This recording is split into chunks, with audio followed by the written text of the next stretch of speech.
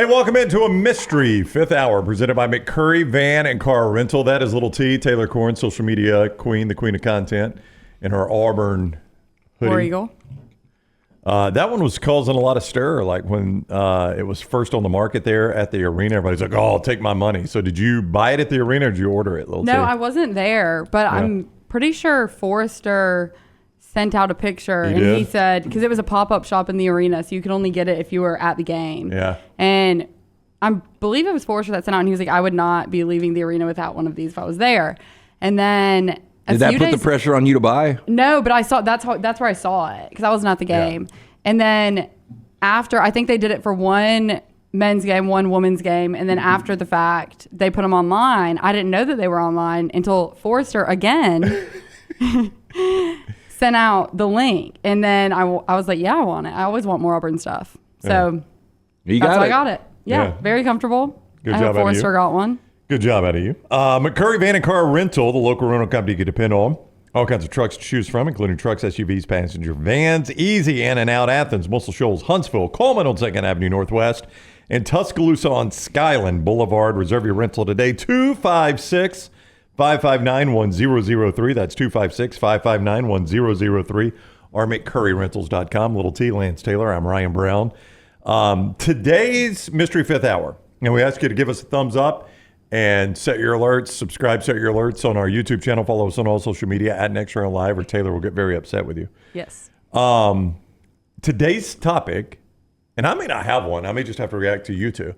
But it came from Jeff and Aniston. So we record this on Fridays. On our Friday show, Jeff called in and said, doing great. And doing great, fellas. And said a good topic for a Mystery Fifth Hour would be something you've done that you're pretty sure 98% of the population has not done. I think it was 99%. 99%. So you've done it, but you're pretty sure nobody else you know have done it. Probably most of America or most of the world hasn't done it. I didn't have immediately anything that came to mind. Lance said, I got a ton of these. A ton? Yeah, I mean, I do. I mean, I could follow that with some of them I may not be able to share. Yeah, I've got 3 off the bat that I could share. That you've done that you think 99% of people have. And like, this is going to be, I don't even know if it's a humble brag, because 2 of the 6, I got free tickets, but I've been to 6 Super Bowls. Even one Super Bowl is going to be less than 1% of people have gone to that. No, you're right about that. I looked up earlier when y'all started talking about ticket prices. I looked them up just out of curiosity. I'm not trying to go by any means, but I was like, I wonder how high the prices are now. There is a ticket for $48,000. Yeah. Well, Christian McCaffrey wanted to get a 25-seat suite for his family, and it was $2.5 million, and he's like, I can't do it. I saw that. Yeah, I mean, this shows you that we're priced out. Like, I was fortunate enough in the day, and the last Super Bowl I went to was Super Bowl 53, so it's been 5 years ago, and I spent way too much money on those tickets, and I'll never do it again. Yeah, I mean, well, the one, because that one you spent that much money on, your team lost. Right, yeah. I mean, that's even worse. Yeah, and so I don't know how to look at this. If they would have won, then I probably wouldn't have needed to go to Super Bowl 56 when they beat the Bengals. But I didn't go to Super Bowl 56 because the prices were outlandish, and I was like, I can't justify dropping this and losing another game. Yeah. So I didn't do it. But anyway, with all that said, unfortunately for people now that have never been, I think there's a lot of people, like, I don't think you necessarily would care unless it's the Dolphins. I think you would probably like to go to a Super Bowl just because you're young and like to get after it a little bit, and it's a great atmosphere. I mean, I would never spend that much money to go. If I was offered to go, I think it would be fun just because obviously great environment, halftime show. Yeah, actually, of the 6, I've been given 3 tickets. I've only paid for 3. And the best ticket I ever had was on the 50-yard line for Super Bowl 36. It was the Super Bowl Tom Brady won his first against the Rams, and I still think that's the best Rams team I've ever seen. They were 14-2, ended up losing that game as 13.5-point favorites. But I got that. It was the first post-9/11 Super Bowl. So in late January of 2002, where were you? 5th grade? I was not in school. Okay, so you were like in diapers still. Yeah, I was 2. Yeah. Or I don't know. I was 2 or 3. Got that ticket because of security concerns for $600 on the 50. On the 50? On the because 50. So many people didn't want to go to the Super Bowl. They thought it was a big low. target. You know, Superdome is kind of it's a shittier venue when you're talking about, like, from a viewer, a consumer standpoint inside of the dome. Like, being in the end zone, you're closer than on the sidelines. But it was down low. It was on the 50, and I got it for $600. Never again will that happen. No, not a chance. We better hope not, because some bad stuff's going down if you're able to get a Super Bowl So ticket. the three Super Bowl tickets you were given, like, did you know pretty early, oh, I've got free tickets in hand, or was it kind of last minute? The first time was when the Rams won their first Super Bowl 34. It was a free, so the ticket had dropped a little bit. That was the one in Atlanta, and there was an ice storm that helped that ticket drop. Yeah, right? and Michael Spistow was able to orchestrate. Spistow was always doing, little in the gray area on some things, but he found me a ticket through our friends at ATIX. And I'll never forget, I went to the Hard Rock Cafe downtown Atlanta to get my ticket from Steve Susi. And Did you not know Steve at the time? I'd met him a couple of times, but not really. I mean, not like we know him 25 years later. But that was the first one I was given. And then I was given one when we were in Jacksonville.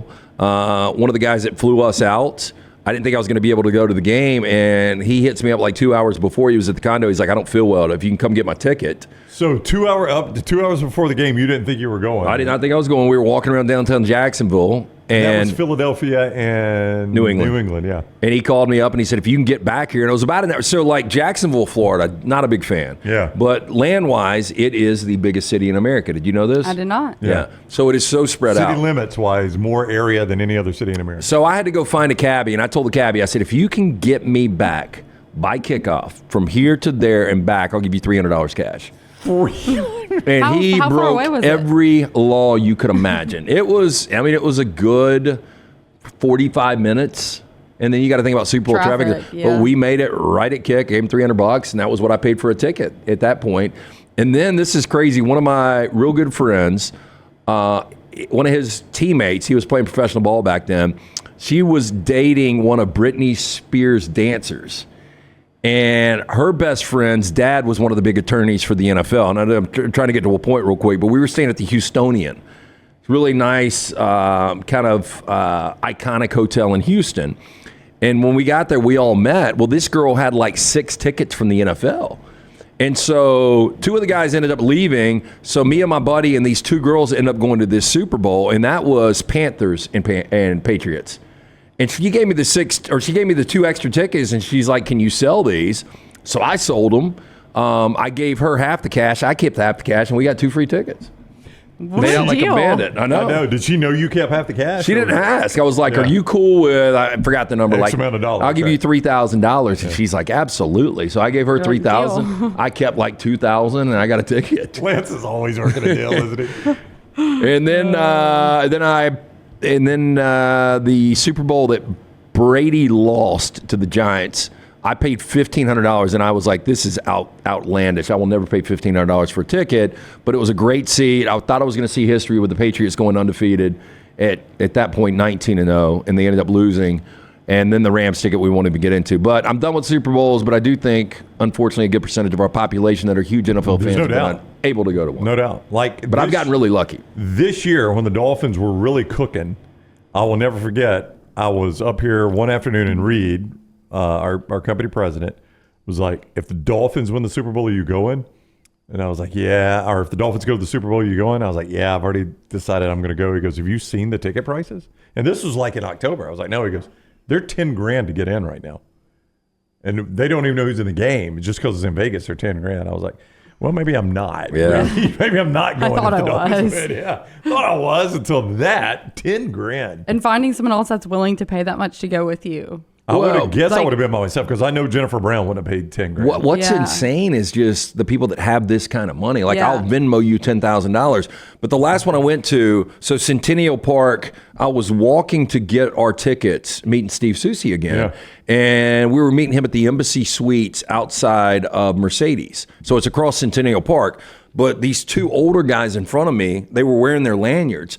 Dude runs up and grabs the guy lanyard off his neck, jumps the fence in Centennial and takes off. And this guy's yelling, he's probably in his 60s. And stop that guy. And I don't know if they ever got him or not, but I'm like, you got to be kidding me. Like, that dude just, like, I've seen somebody snatch a purse, but I've never seen somebody snatch a lanyard off somebody's neck. That is sad. That is sad. And it's an elderly person. Well, he wasn't elderly. I mean, he was double his age. So elderly. I couldn't believe it. I felt so bad for him, but I was sitting there thinking, Like if that would have been me, like I just dropped or was about to drop this money that I didn't have to go see my team lose a game. And for somebody to do that, that's like messed up. Wild West, shoot him in the back. And then roll him over and shoot him in the head. Well, and it's, I mean, going back to that, if it's a young person, there's no way you're going to catch him. One of the SEC championship game weekends in Atlanta, I was sitting in the hotel lobby waiting for, I guess it was Dunaway maybe to come down so we could go over to the stadium. And I hear like, you know how you can just hear something happening? Like you hear, oh, stop it or whatever, you know? Yeah. And I look and this guy is running as fast as he can and two people are chasing him. And he jumps in a car and the car peels out. It's like sitting in the valet area waiting on him and he peels out. And as he's running out the door, the guy grabs him and rips his shirt. Like, you know, I could hear the shirt rip. And it's like happening so fast, everybody just stops and watches. But what had happened was the guy had sold them tickets. And they were fake tickets. And he had come back to the lobby to sell more tickets. And they saw him, so they were chasing him out of the hotel. That's Crazy. also awful. Yeah. That Oh, happened to my terrible. dad once. I got sold fake tickets. And Super Bowl 34, the first one I went to with the ice storm in Atlanta, I'll never forget, I was staying at a buddy's house. And he came back and his roommate, a guy named Josh, I'll never forget this. He's like, we were at a party last night. I got a Super Bowl ticket for $300. And I was like, there's no way it's real. And he's like, no, look at this. And it looked real. And so I didn't hear about this until after the game, but we're walking in and there's these two Rams fans with the big horns and everything. And you could, I mean, I hate to judge the book by cover, but it looked like somebody that probably didn't need to drop money on a Super Bowl ticket. Sure. And they got turned away. Their tickets were fake. And I felt so bad for them. And I'm like, anybody that sells counterfeit tickets should be shot in the head. That's so wrong and sad. Is the island too much for a counterfeiter? I mean, I'd go island before shot in the head, but yeah. Okay. But how do you? I would not be able to go spend that money. Like I'm getting a new pair of shoes after I've ruined a family's day. I know you're not just stealing money, like you're ruining a life event for somebody. Yeah. I mean, it's one thing just to that. steal somebody's money, but to ruin a life event. And that's what it was. Like you could tell, like the despair, like they had just been completely just gutted. That makes me want to cry. It was sad. And imagine it's like a dad and his son, and oh my gosh, that makes me want to cry. At that point, I would want to give him my ticket. Like that is. Well, the if kind I of wasn't stuff that such a breaks my diehard heart. Rams fan, maybe I would have. But I was always just playing in my mind selfishly, like, God, I wonder if that was me. That would completely suck. Yeah, that's it definitely sad. would have. All right, so one of yours is go to 6 Super Bowls, which you're probably right. 99% of the population will not have done that. Yeah, or just one Super Just Bowl. one, even, That's call it a humble brag or whatever. Again, I can't That's afford it okay. anymore. Whatever. Do you have one first? Something that 99% of the population has not done? Probably. This wasn't necessarily optional. I would say, like, I have a machine in my body, Yeah. and so I feel Little like that's T's a machine. Yeah, I have a remote control that controls a machine in my, like, I don't know Yeah. anyone else. It's a that- medical device. Yeah, it's a obviously. medical device, Yeah, but is you're right. There's probably not many people that are going to have a machine in their body. Does it resemble a pacemaker?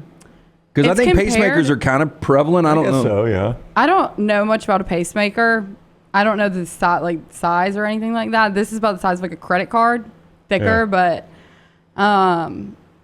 I don't know what a pacemaker looks like. I mean, I know what it does. It's not the same thing. It's a hypoglossal nerve stimulator. So I don't know. But when I got it, there were only, I don't know how many people in the world had it. I don't think that anyone wants my medical history either. But there are very few. It's a newer thing. So there's a very small number of people that have it. More now, but that's the only thing that I can really think of. If you wonder how she's so good on social media, she's a robot, basically. Yeah. That's what it boils down to. You know, we I'm a haven't. robot. You We got her are chipped. clinically narcoleptic, right? Yes. Oh, that. Well, that's not something that I've done. Yeah, but that's 1% of the population, do you know? I have no clue. I would think it's a little higher than 1%, but probably not much. Because I had fraternity brother's wife was one. Another fraternity brother was a narcoleptic. Yeah, little T has I'll tried look to. But you never pass out up here. Well, I'm very highly medicated, so On a without previous that, Mystery Fifth Hour, you diagnosed me with borderline narcolepsy. yeah, I would like for you to get a sleep study, kind of. Yeah, little T wants me to get a sleep study. You think I should do it? No, could because- Lance find a sponsor. Well, I don't want to say this because I would like to find a sponsor. Yeah. But I think most people that go into a sleep study are probably diagnosed with. Yeah. Well, you'll find the sponsor that does it the right way. But, Yeah, but- the sleep. Oh, That's the thing. We're gonna where I find go is very credible. credible. You just need to hook me up with them. Then. Yeah. Okay. I see them often. If you'll get a sponsor, I'll do a sleep study. I will Okay. too. Yeah. Okay, You we just can give all me go a together. contact. I'm gonna have to go sometime soon. We can all go together. Wait, how do you Party. still have to do sleep studies if you're already medicated and you've got?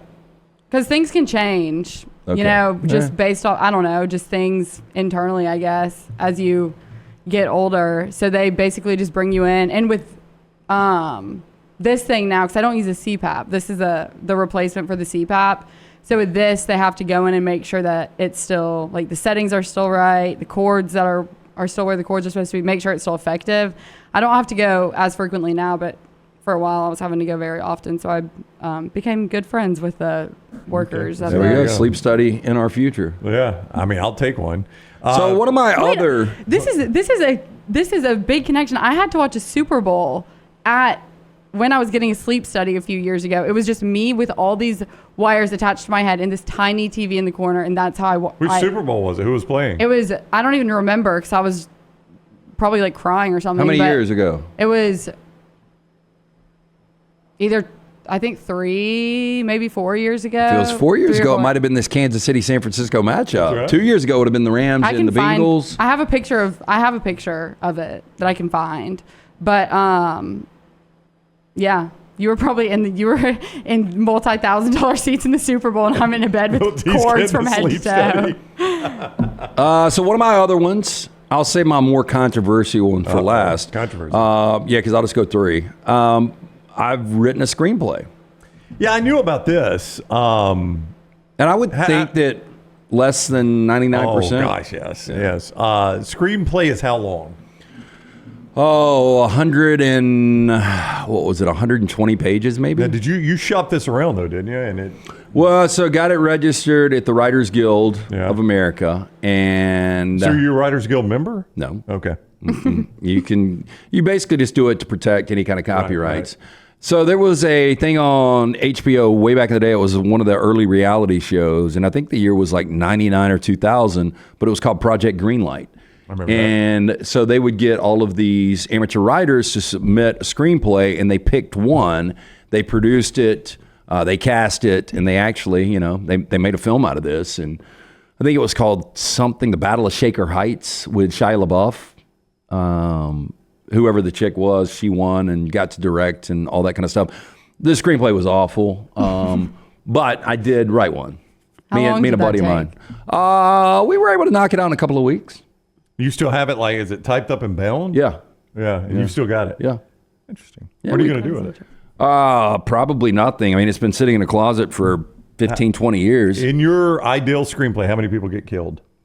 In that one, I don't think anybody You got didn't killed. kill anybody off? It was a comedy. I don't think anybody died. Oh, a comedy. Okay. Yeah, me and a guy named Brad Jackson Oh, kind I of put know this thing Brad. together. So that's yeah. who did it with you? Yeah. That's funny. So they're going to Is that the biggest shocker of the day that I didn't have anybody die? nobody died. Yeah, Yes. absolutely. You should make it into an audiobook. That's what you could do with No, it. we could do like Masterpiece Theater where we acted out up Yeah, here. we acted Or out. we could do that. That's good content, Queen That of is content. great content. Yeah. Yeah, you find it, and we can. No, I've got it. I just don't know how happy some of the behind the scenes people would be with some of the language. Now, I did leave out death sequences, but the language is pretty harsh. Yeah. Yeah, I can imagine that. Yeah. Are you looking up narcolepsy? See how many people are I was trying, but I've kind of. She fell asleep I was on about that. to say, but you Then dozed I fell off. asleep. Yeah, I took a nap. McCurry Van and Car Rental brings you the Mystery Fifth Hour. Please give us a thumbs up. Make sure you've set your alerts. You've subscribed on YouTube. You follow us on all social media at Next Round Live. All right, let's get the controversial one. So Lance has given us 2 things. He's done this, Jeff from Anniston, something you've done that 99% of the population hasn't. I think Lance has probably hit 2 of them. He's going to a Super Bowl, much less 6, and written a screenplay. Yeah, it took me Now the years controversy. to actively talk about this, and I still don't talk about it much. But in April of 1993, a guy I was living with, it was me and 2 other guys. Unfortunately, I found him dead. And it was a buddy of mine. And so, I mean, one of the things that I would assume that less than 1% have done is found a dead body. I'm so sorry. Yeah. Yeah, I mean, it's been a long time. I mean, it's been over 30 years now. I think Lance has mentioned this on the show a couple times, but or at least referenced it. Yeah, I mean I have not done that. it was awful. No, none of us have little T. It was very traumatic. I'm sure. But it was something I would wish on nobody. Like, you know, if you're walking down like past an alley and you see some feet hanging out and you walk up and you see a dead body, I mean, that'd be That's like, one damn. thing, yeah. Yeah, but if somebody you know. And you know, the whole situation behind it and how I had to. Did you have to let the Ultimately- family know? Well, so how this happened, and you know, there's some people probably watching or listening when we release this that'll know exactly who I'm talking about. I guarantee you his family's not listening. But me and the other guy in the house had been out like late the night before, and we brought people back, and we're all hanging out and partying. And this guy comes out, and he sits down and talks to us for a little bit, and then he goes to bed. And I don't know what time we were up till, but I remember. This is when we had hardline phones, and it's going to be hard to believe. Phone was ringing and ringing. It was a blue phone. I'll never forget. It had a long cord, so it stretched to all three of our bedrooms. But for whatever reason, it was in my bedroom. That's pretty wild. And so it was ringing and ringing and ringing, and I answered it, and it was this guy's mom. Hey, is he around? And I was like, I think he's in the shower. And this is probably like 8:30 or 9 in the morning. So I hang up, and like an hour and a half later, calls back, and I walk out there with the door is, you know, it's locked from the inside, and the water's still running. And there's nobody there. And then I realized to myself, well, the water's been running since the last time they called, which was an hour and a half ago. And so I immediately knew. I was like, yeah, I'll get them to call you back. Let me see if I can locate. And so I'll never forget, I had boxers and a T-shirt on, and I put on one boot, and I kicked the door open. And That's it. That is awful. Yeah, it is. And I tell you, man, this was really soft on my part, though. Like, I never went back in that house. Like, I was completely traumatized by that for a minute. And like that day I couldn't talk to his parents. I was like, I don't know. It was just a weird situation. Yeah. It was really, really weird. I don't think that's soft. No, I mean, there's no, as my wife likes to say, I don't have a grid for that, right? I mean, there's no textbook on how you handle that. Yeah. I mean, it was surreal in the worst kind of way possible. But, imagine. you know, again, that was the 1% that you don't want to be in. Yeah. Maybe I should have ended on Well, you know, I don't know. a more positive note. I don't know how to. Have you thought of anything that I maybe? really have not, especially now. I don't know what I could say. I will say this. I bet you're the only person in 1993, Me? yeah, that ate beef stroganoff, went to In the Line of Fire, and then threw up and swore off beef stroganoff that same night. That is 100% true. I love that Lance remembers Beef that it was beef stroganoff. Is that fair? It's got to be 100% Yeah. true. Oh, little T. Like I've never yacked before. I've- God bless Plaza Cinemas, whoever cleaned that bathroom. Woo! Man, I I've went back heard the in and saw beef end of the movie. stroganoff. Huh? I've heard the beef like that. Yeah. You Yeah, can't Jennifer look at says it, if but- she's going to kill me, she's going to serve me beef stroganoff. I swore it off. I've never, I can't even think about it. Like, if I'm in the supermarket and I walk by, like the hamburger helper aisle and it's got that beef stroganoff thing, I get physically, I can, just the sound of it. I can't believe people still eat it. Like, I don't know if it's never good, did. if it's prepared the right way, but I only had it a couple of times as a kid. It was awful. I've never had it. It's. You ain't missing nothing. I don't Like, know. let me never think of touched it one yet. for Little T.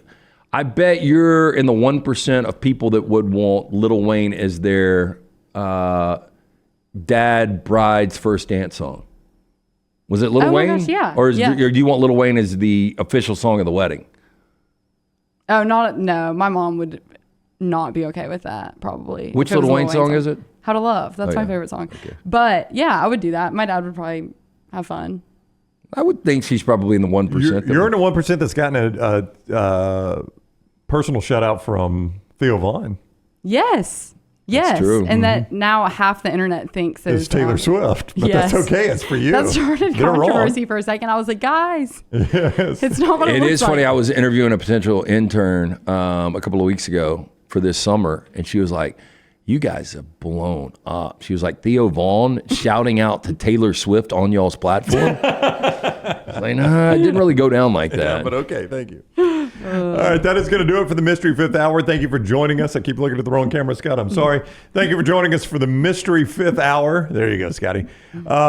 You can give us a thumbs up. We appreciate that. You can also follow us on social media at Next Round Live. Make sure you subscribe to us there on the Next Round YouTube channel. McCurry Van and Car Rental is who I'm going to tell you about. That is who is sponsoring the Mystery Fifth Hour.